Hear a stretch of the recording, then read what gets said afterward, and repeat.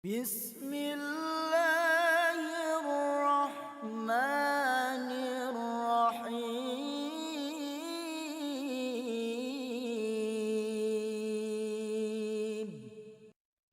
Walikulli wijhatun huwa muwalliha fastabiqul khairat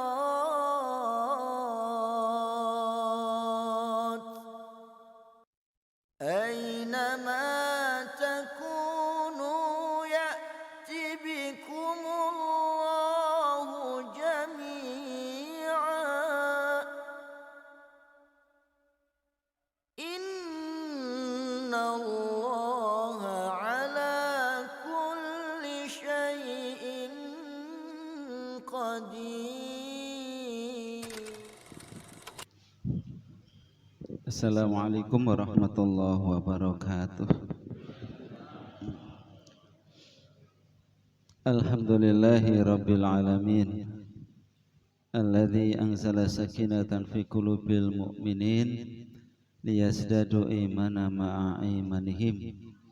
Asyhadu an la ilaha illallah wahdahu la syarikalah wa asyhadu anna Muhammadan abduhu wa rasuluhu wa la nabiyya ba'dah.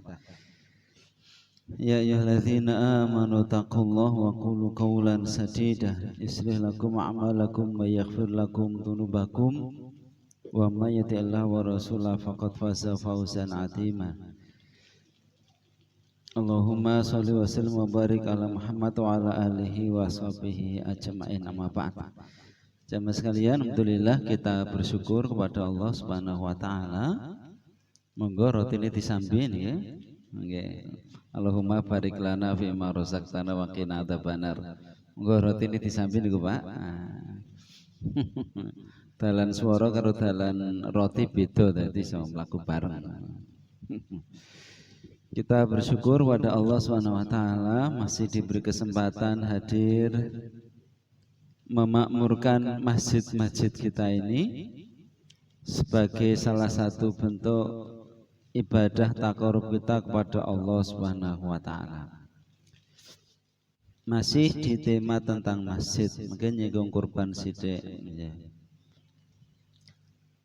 Terakhir kita membahas tentang keutamaan membangun masjid, kemudian sampai dengan doa berangkat ke masjid, doa masuk masjid, dan doa keluar masjid.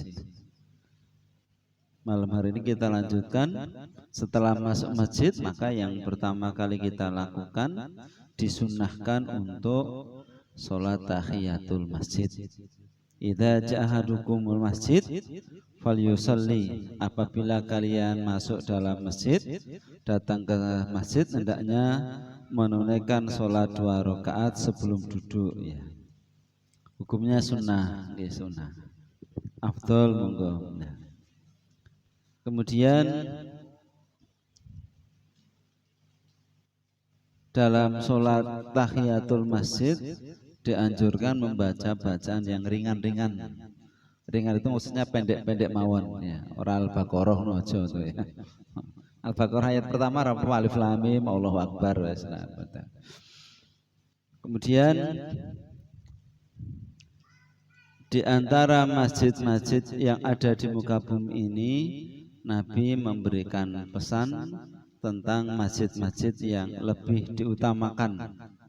Allah Subhanahu wa taala memberikan kemurahan kepada umat Rasulullah ini. Salah satunya adalah Allah memberikan nikmat berupa tempat-tempat yang memiliki nilai pahala saat kita beribadah di dalamnya lebih tinggi dibandingkan tempat lain. Misalnya barang siapa sholat di masjidku ini, Masjid Nabawi yang di Madinah, pahalanya sama dengan 1000 kali kita beribadah di Masjid Al-Fajar ini. Kita maghrib 1 kali di sana sama dengan 1000 kali maghrib dan mriki, itu pahalanya. Barang siapa sholat di Masjidil Haram, pahalanya 100.000 kali. Di satu kali sholat maghrib di Masjidil Haram pahalanya sama dengan 100.000 kali sholat di Masjid Karanganyar. Ini bentuk kemurahan Allah, karena umur umat Muhammad ini pendek. Umur kita tuh paling pol ya 80 iki wis apik banget itu. Karena umur kita pendek, maka jumlah ibadah kita pasti juga tidak terlalu banyak. Kalau jumlah ibadahnya tidak terlalu banyak, ya matematikanya nggih ganjarannya sidik. Dibandingkan dengan umat-umat Nabi Nuh, misalnya umat Nabi Nuh itu 900 tahun. Nabi Nuh piyambak yaswane 950 tahun. Ini pomo sedina salat ping 5 itu kan karun ngeping ki 5 ping 300 swidak. Setahun kan 300 swidak dina. Ping 950. Iki ganjarane salat ngono wis akeh banget niku. Lah awake dhewe 5 ping muris swidak momene. 5 ping 300 swidak ping swidak. Kan sithik banget itu. Maka Allah memberikan kemurahan, salah satunya Allah berikan tempat-tempat istimewa dan waktu-waktu istimewa. Tempat istimewa itu ya Masjidil Haram, Masjid Nabawi. Di milad pesannya Rasulullah kita hadis niki ya. Sholatu fil Masjidil Haram milatu alfi sholat. Sholat sekali Masjidil Haram setara dengan 100.000 kali sholat di masjid lain. Wa sholatun fi masjidi alfu sholat. Dan sholat di masjidku ini di Masjid Nabawi setara dengan 1000 sholat di masjid yang lain. Dan sholat fil Baitul Maqdis di Masjid Al-Aqsa khamsumi allati sholat. Sholat di Masjidil Aqsa itu setara dengan 500 sholat di masjid yang lain. Ini menunjukkan salah satu hal yang perlu dipenuhi oleh kita itu ziarah ke Masjidil Aqsa, ke Masjid Nabawi dan ke Masjidil Haram. Ora kok yang pantai Gunung Kidul ora. Angger didit kok piknik Gunung Kidul wae. Celeng isih dienggo umroh paling ora. Angger ketahui kumpulan kok piknik wae. Pikniknya boleh. Salah satu piknik yang harus kita penkan adalah piknik ke Masjid Nabawi dan piknik ke Masjidil Haram dan Baitul Maqdis kalau bisa. Nah, tersehrian nih kok Masjid Nabawi, Masjidil Haram, umroh plus Al-Aqsa itu dulu 32 saat derenge pandemi itu tunggu saat ini berapa? Ya. Tapi dia tidak semua biru berani ke Palestina, gitu ya. Jadi kita ziarah 3 masjid itu, sholat di Masjidil Aqsa itu 500 kali pahala sholat di sini.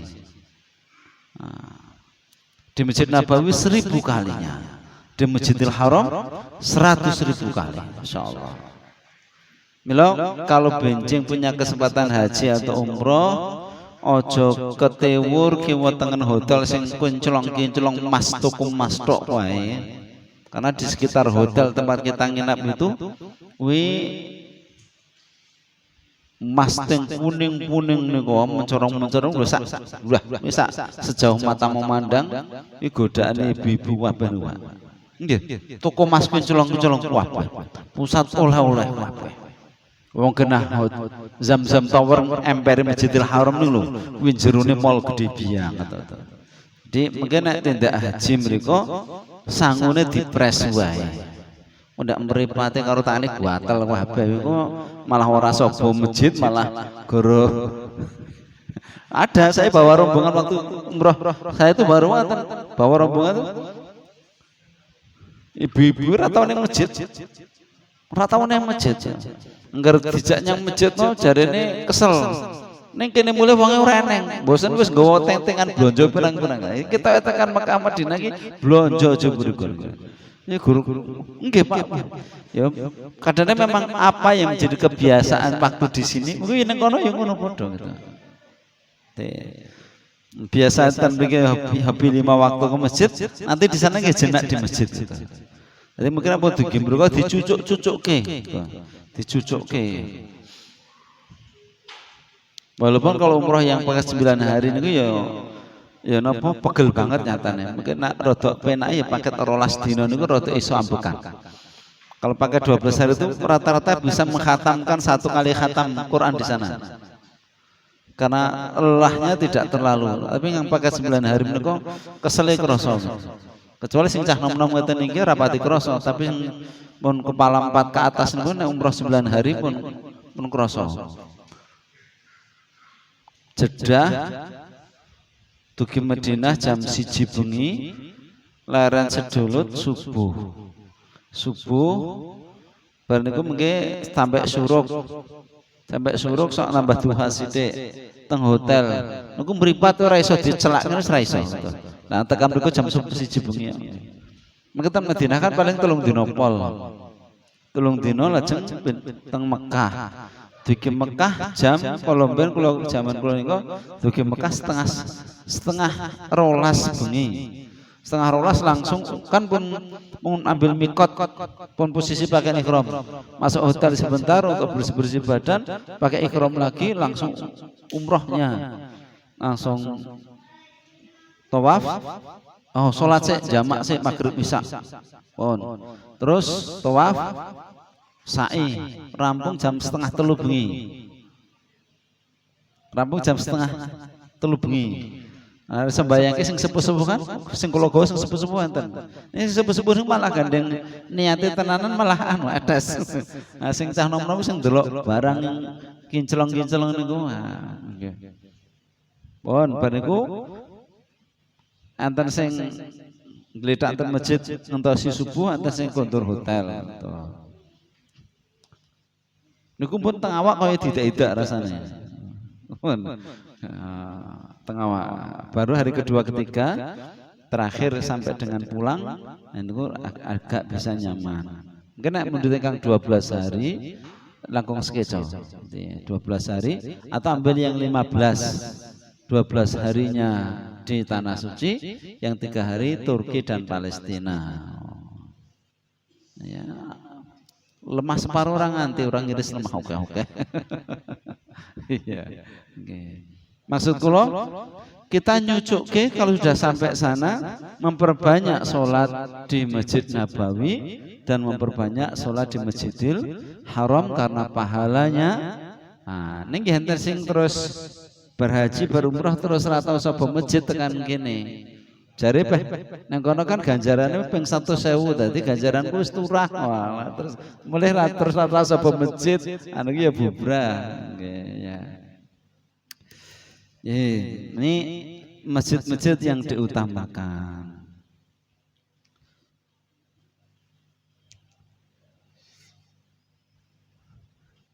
Wonten hadis sanesipun Kanjeng Nabi dawuh, la tusyaddu rihalun.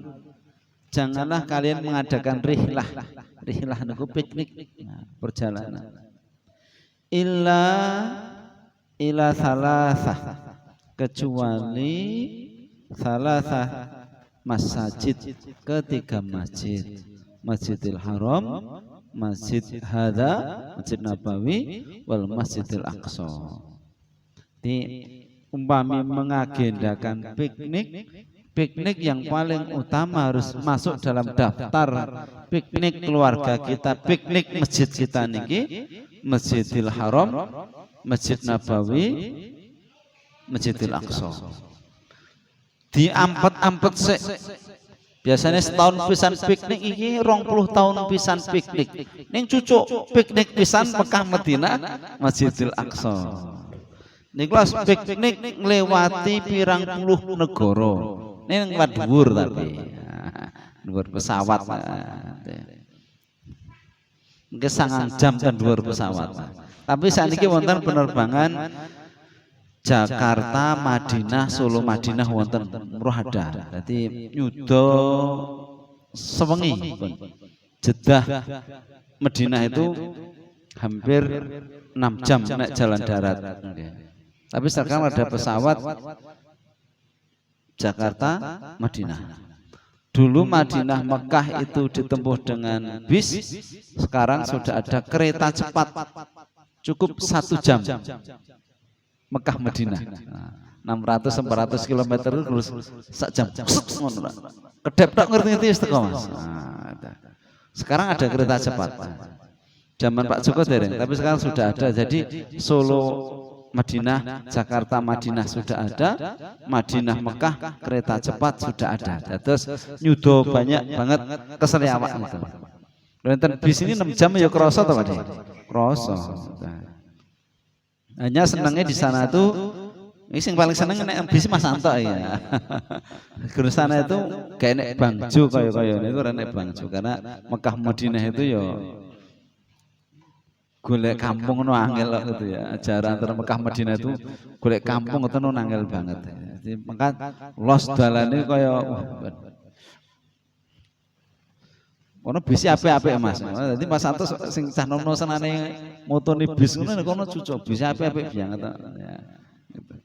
Karena terus sing cah nono bine nek bis lewat di jime foto-foto ini. Nggih. Tentang bermegah-megahan dalam membangun masjid. Imam Ahmad, Abu Daud dan Nasai dan Ibnu Majah meriwayatkan hadis yang menurut Ibnu Hibban sahih dari sahabat Nabi Anas bin Malik. Rasulullah ngendika, la taqumu saah, tidak akan terjadi hari kiamat hatta sampai yatabaha anasu bil masajid, sampai manusia saling bermegah-megahan dalam membangun masjid. Jadi salah satu tanda-tanda kiamat itu ketika orang-orang itu bermegah-megahan dalam membangun masjid. Bermasjid apik suwung, tidak makmur. Walaupun melihat sejarahnya, dulu Masjidil Haram, Masjid Nabawi itu dulu tidak bagus, Mas. Tapi setelah Bani Saud menemukan emas hitam, minyak bumi yang besar, kemudian bisa memakmurkan rakyatnya, baru ketika rakyatnya makmur itulah Masjid Nabawi dan Masjidil Haram dibangun dengan bagus. Nek zaman Nabi ini kan Masjid Nabawi itu lantainya tanah, lantainya pasir. Ini sahabat Nabi menawi sholat tonton baduke ngetok pasir. Saya rasa bayangkan nek drale lali ranggo sajadah sujute suwe ngono kan irunge iso mlebu pasir kabeh. Gejekane ngoten. Nah, baru ketika umat Islam itu mulai makmur, masjidnya disamakan. Artinya jangan sampai masjidnya itu megah, orang-orang kaya itu sibuk memegahkan masjid, tapi dia tidak banyak bersedekah memakmurkan kanan kirinya tetangganya. Ada jamaah ya ra iso mangan, ana sing jamaah sing apa jenenge ambon dina kena pelecitan to. Anang leburan Senin, leburan Selasa kocah sekolah. Ambon dina mlebu. Leburan Senin, leburan Selasa, leburan Rebo, leburan jamaahnya masih ada yang seperti itu ke masjidnya mewah-mewahan. Nah itu dolim itu kita. Tunggu berisi jamaah, jangan sampai jatuh kepada riba terlalu dalam. Diberesi dulu. Mungkin mohon makmur kabeh, udi-udoni bareng-bareng, bangun kemakmuran masjid menjadi lambang kemakmuran bersama. Ampun masjid ketok wah ning wargane enten sing mboten saged mangan ibaratnya ngoten. Ya'ti ala nas zamanun, kata Nabi, akan datang suatu masa dalam kehidupan umat manusia itu yatabahawna bil masajid, manusia saling bermegah-megahan dalam membangun masjid. Thumma, lalu mereka itu la yu'amirunaha, Mereka tidak memakmurkannya melainkan hanya illa qalila, kecuali hanya sedikit. Masjid gede wape. Salat subuh sak sop isine wong 5 ngoten kula.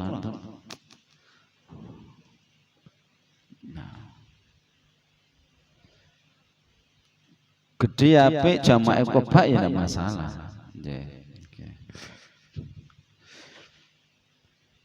Ma umirtu bitasyidil masajid. Aku tidak diperintahkan untuk meninggikan bangunan masjid. Belum Masjidil Haram itu kan tidak tinggi. Sing dhuwur kan Zam-Zam Tower, hotel itu. Zam-Zam Tower itu kan bukan bagian dari masjid. Masjidil Haram kan tidak tinggi-tinggi. Ya ada menara-menaranya tapi tidak tinggi sekali. Ya. Nah Indonesia itu bangun udah menaranya dhuwur banget, horone nganti 40 wae curandal. Ini arep adzan per konser musik kurang ngerti ya. Nah, kita ini kan tidak perlu keras-kerasan sistem. Wong ibaratnya Cak Aceh sak kampung masjidnya loro. Ya rasa banter-banteran wong sing kidul wis krungu adzan saka kidul, sing RT kene krungu adzan saka ini saat madya. Karepe kok adzan Cak Aceh konggone Pak Joko krungu lha kuwi ya ngecedhake kene sing dia anak cilik kan ya adzan ngejodil ya gitu. Ibadah tapi tidak boleh mengganggu. Terus ana sing muni ngeten. Sing keganggu suara adzan gur setan kuwi. Kuwi ya ora bener muni ngono kuwi gitu. Lah kono volumene kegeden kok ya. Nanti sing jan loro ra iso turu kaget teratap sak madya ora kok dilokke terus jawabe sing gedeng karo adzan iki guru setan. Dadi sing ngelokke adzan banter kuwi setan. Lah kuwi sing adzan bareng kuwi ya katutan setan ngoten. Sak madya sak madya ya.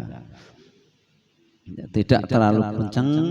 Ya ibaratnya menjamaah kita sampai di mana Indonesia ini kan sak nggon-nggon masjid gitu. Maka volume tidak perlu banter-banter. Lalu sampai jadi undang apa peraturan menteri tentang mic itu sudah jadi tahun 70 sudah ada itu. Dari tahun 70 itu sudah ada. Penggunaan horn itu sudah ada. Guru dalai dibanterke di masanya Kang Yakut ini ya tetap anget ya. Padahal aturan itu sudah jadi tahun 70-an sudah ada ya. Ning sing kulina nggo horn suwe ya kono dhewe. Selawatan semuanya muput ya kono dhewe dadi ya. Takbiran sing takbiran sak madya. Kan takbiran iku mboten ngibadahi, mboten nakbir wit-witan, nakbir awake dhewe. Ya horn jero ya ora apa-apa. Pomon jopo ya tekan jam 8 wis rampung, sisane jero. Ora kok setelke kaset wangi turu wedan meneh malah. Kuwi sing takbiran ki sapa setu ganjaran sapa coba engko. Ketoke takbiran sing muput jebul kaset wangi turu kabeh. Ora turu malah gur domino karo ngombe kopi. Kuwi ya slencem meneh gitu. Kan sesuk ngoten tadi. Oh, takbiran masjid tekan wengi. Jebule wong ora nek wonge karo kaset. Wonge nongkrong ning nggon cakruk ngono. Karo udut-udut karo dolanan sekak kuwi. Iki ya mengganggu keamanan, mengganggu kenyamanan. Beribadah tapi tidak sampai menimbulkan kegaduhan, ganggu kiwoten yang khusus tadarru wa khufyah. Allah yang kita seru itu bukan Tuhan yang tuli. Mula nggih sak madya basa kita sak madya. Ya. Keliling yaitu ya sak madya. Ora sak nyeleh Candra Dewi sak kontut go kabeh keliling ngono ya. Ya, sak madya. Ya syiar ning sak madya ya sak madya. Apa-apa itu nek berlebihan itu tidak baik. Ya. Abu Daud menambahkan bahwa Ibnu Abbas berkata, kelak kalian benar-benar menghiasi masjid sebagaimana kaum Yahudi dan Nasrani menghiasi tempat ibadah mereka. Yang paling pokok untuk masjid ini kemakmurannya. masjid memiliki fungsi sebagaimana masjidnya Rasulullah tempat untuk membangun peradaban, mulai dari membangun rohani, membangun ilmu, menyelesaikan masalah sosial, menyelesaikan masalah pembangunan, masalah politik, semuanya dari masjid. Gunek go salat tok itu kan sajadah do gedang itu wis sah. Sederhananya gunek go salat tok niku. Lemeke awake niki do gedang podong tales kuwi templeke ngarep itu pun sah. Iki ora di keramik. Pak iki mangkatnya masjid go godhong gedang dewi-dewi wis sah. Kalau hanya untuk urusan sholat itu tidak perlu bermegah-megahan. Tapi lebih dari itu, bagaimana masjid memberi kontribusi terhadap lingkungan sebagaimana dulu setiap masalah yang dihadapi oleh masyarakat diselesaikan Rasulullah di masjid, bagi warisan yang masjid. Konsultasi keluarga, ada masalah keluarga di masjid, masalah kemiskinan di masjid. Jadi masjid menjadi pusat penyelesaian masalah masyarakat. Nah, kita kan yo ora salah keramik iki iso diganti sing gede-gede kae, sing sak meter kae. Ya sing tembok-tembok iki sing wis larangnya ndak masalah. Ning pada saat wargane dhewe ya wis omahe ngene iki kabeh. Nek wargane dhewe sing rung duwe kamar mandi, mending dibantokke dienggo kamar mandi sedulure dhewe dhisik. Kecuali saat-saat sepakat kamar mandi masjid tinggal WC bersama, lalu kita urusannya gitu. Umpamane gitu ya. Ini bicara tentang masjid hadir menyelesaikan masalah sosial, masjid hadir menyelesaikan masalah keamanan, masjid menyelesaikan masalah pendidikan. Kan ulama-ulama dulu mengajarkan ilmu itu tidak di madrasah, karena madrasah pertama adalah masjid. Rasulullah mengajar satu di masjid, sahabat mengajar tabiin di masjid, baru di era tabiin muncul kampus-kampus. Nah, karena masjid sudah tidak muat, baru ngeteke kampus-kampus. Ini kemewahan masjid ya. Tapi yang penting bersih. Ketoke larang kabeh ning kuproh ya, itu berat. Ibnu Huzaimah menyatakan yang menurutnya hadis ini sahih bahwasanya Umar memerintahkan pembangunan masjid. Dia berkata, dengan membangun masjid aku mengenai orang-orang agar tidak kehujanan, tetapi jangan sampai masjid-masjid itu diberi warna merah atau kuning, karena hal yang demikian membuat mereka umat Islam itu lalai. Maksudnya jangan sampai kapien.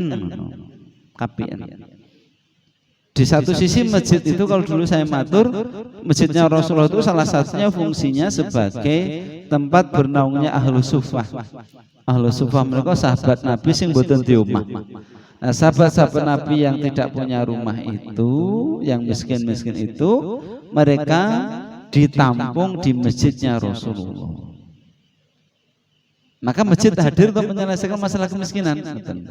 Ini awak dhewe kan kagungan griya kabeh. Maka masalah yang lain dari masjid ini kita bicarakan. Kalau masjid harus punya data. Nah, kita sampai dulu ke Jogokaryan, masjid selalu harus punya data.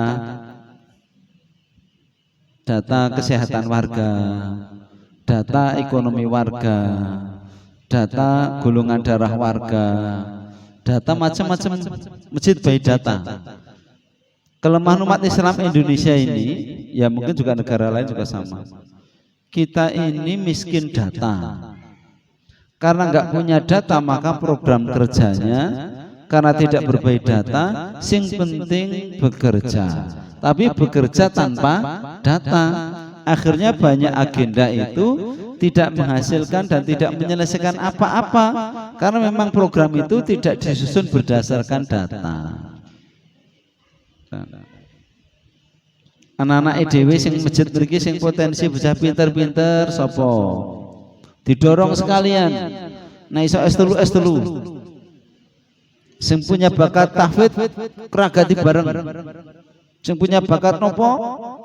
didorong bareng itu. Nah, jadi kita punya data. Ini ya angel ngene margane kita ngurus masjid ya gur sambilan piye. Sekabutan pawon ya gitu pada awak ini. Iya.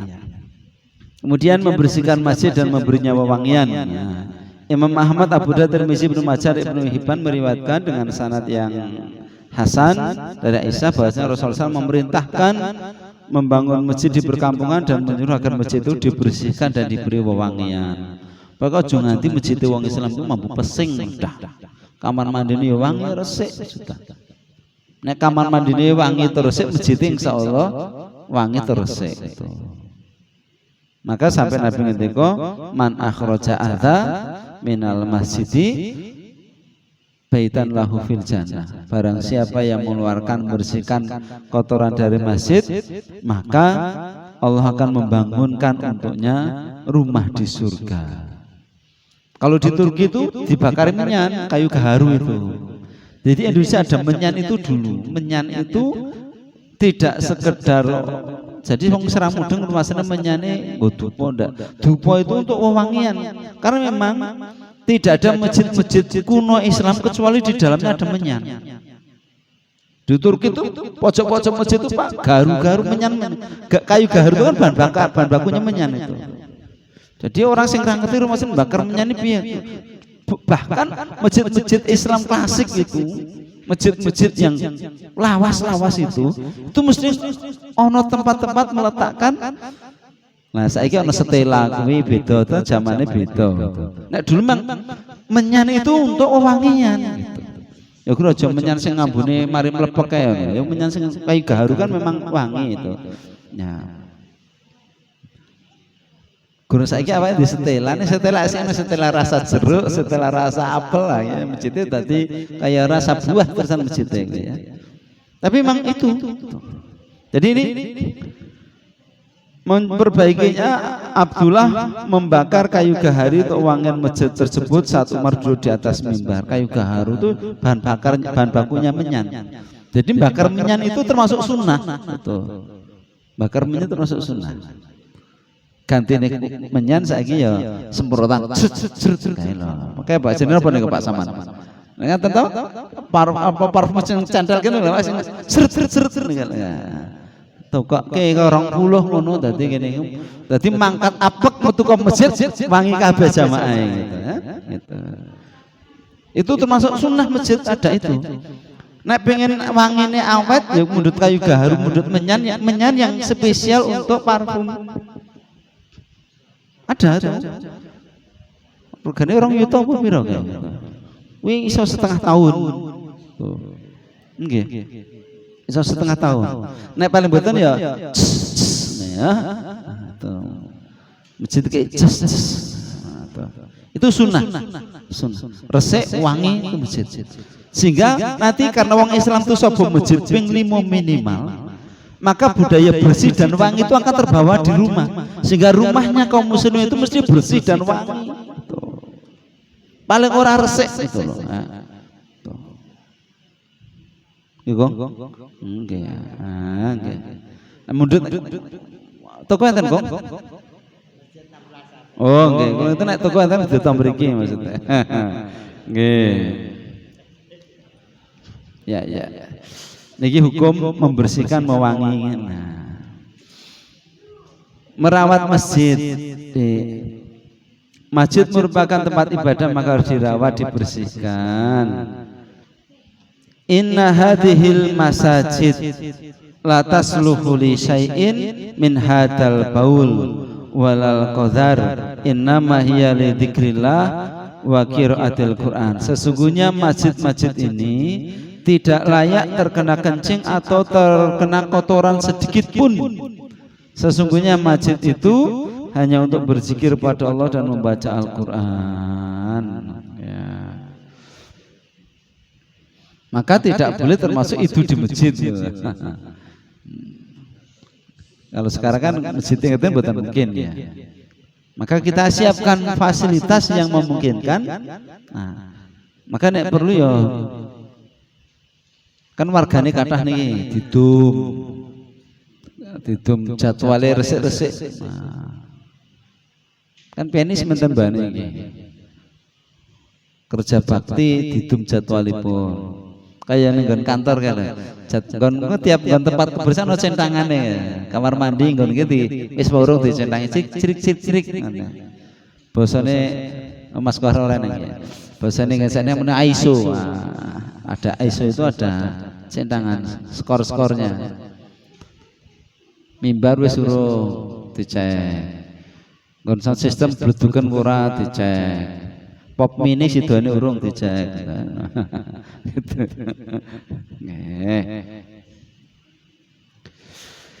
Merawat masjid pahalanya besar. Termasuk makruh berangkat ke masjid dalam posisi kalau di hadis ini man akala thuma, barang siapa yang memakan bawang putih, wal basola, bawang merah, wal karotha, dan daun bawang, fala yakrobana masjidana, janganlah mendekat masjidku ini. Maksudnya kira-kira awake apek aduse lagi yang masjid ngono gampangane termawon kira-kirane. Di ke masjid harus posisi wangi, masjidnya ya wangi, wong sing teng masjid ya wangi lho. Kena ping 5 ngoten niku kan wangi dan bersih itu akan menjadi habits, menjadi karakter, menjadi budaya kita. Menjadi budaya wong Islam. Nek Nabi malah masih nambahi. Fa inal malaikata, sesungguhnya malaikat tata adza. Mumet mambu sing ngono kuwi gitu. Bahasa Jawa gitu. Malaikat itu mumet gitu. Mula ajeng teng masjid aja ngerokoke 2 jam sebelum ke masjid. Ana malah piye do nongkrong ngerokok ning masjid kuwi wah rempong itu sudah. Ngerokok enten njaba mriko. Ya kira-kira tekan masjid niku ambune rokok wis rene. Eneng malah masjid nyepaki asbak wah piye. Maca Quran karo bosnya tarus ngoten niku. Kopi wah wis lenca urusane nek. Ya insyaallah. Sholawatan karo paspus. Wah, selawate ra salah paspus-paspuse lho. Nggih, sing berat. Penutupipun insyaallah benjing kita Idul Kurban. Minggu pun dirapatke nek Jati sing Setu enten lapangan. Sing Ahad enten SD Jati 3. Perbedaan keduanya jenis ini mboten beda. Bedane gur parameter masalahnya. Ru'yah dan hisab itu kan perbedaannya pada penetapan dianggap ganti hari. Pemerintah NU termasuk Malaysia, Brunei sami, Filipina sami. Resminya mereka menganggap bulan itu sudah menunjukkan hari baru jika sudah 3 derajat di atas ufuk. Jadi pemoniki horizon garis lurusnya bumi niki lah bulannya kan ngeten idik munggah sithik. Kalau naiknya ini sudah minimal 3 derajat sudah dianggap hari baru. Nek di bawah 3 derajat dereng disepakati ganti hari baru. Tapi wonten kados Muhammadiyah berapapun derajatnya di atas ufuk, nek banggus munggah celingkrik rakyat tanggur setengah derajat berarti wis ganti dino. Mengapa diambil 3 derajat? Karena secara hitung-hitungan moto niku baru bisa dilihat ketok wujude hilal itu nek minimal 3 derajat. Diteropong ataupun ketok, muntup cilik ataupun ketok. Kalau di bawah 3 derajat urung ketok. Nah, pada waktu ru'yat itu tanggal 29 Juni kemarin, wirong ketok jam 5 tekan jam setengah maghrib itu belum kelihatan. Karena belum kelihatan maka diistikmalkan, disempurnakan bulan Dzulqa'dah menjadi 30.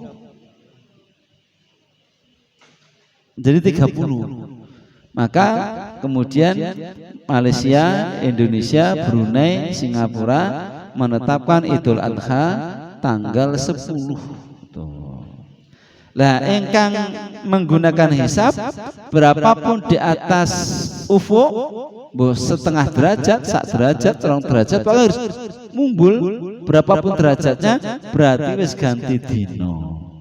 Ru'yatnya menggunakan ilmu. Nek sing pemerintah madhab Syafi'i ru'yatnya menggunakan mata atau pandangan teropong, nek niki ru'yatnya menggunakan ilmu yang namanya hisab itu.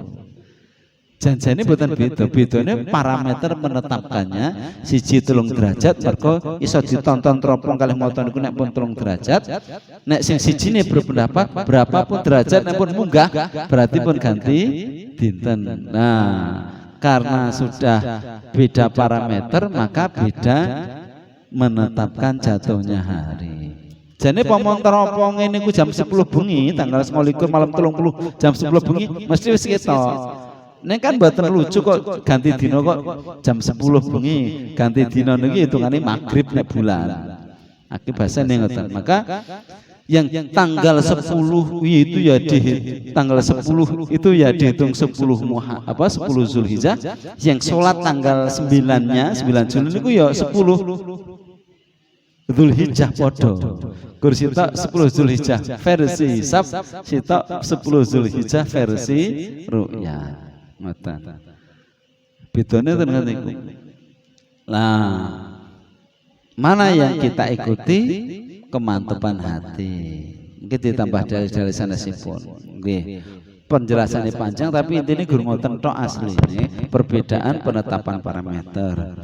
Sing penting saged nindakaken salat Id, berkorban monggo bismillah, ngersake setu monggo, ngersake ahad monggo. Ini Mas Anto melaporkan pergi Sabtu monggo Sabtu. Dari kok Sabtu dasare ngoten niku matur. Kok ahad ngoten niku wis. Ini guru masalah 3 derajat tok niku tok sing gak akur kan sakniki dereng akur gitu. Ngaten Bapak Ibu hormati Allah Subhanahu wa taala. Materi santen menika mugi-mugi manfaat. Monggo masjid intine diwangekke sesuk tambah pus-pus wonten.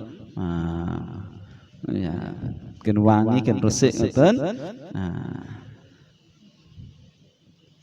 lepat mengapunten bila taufiq wal hidayah. Assalamualaikum warahmatullahi wabarakatuh.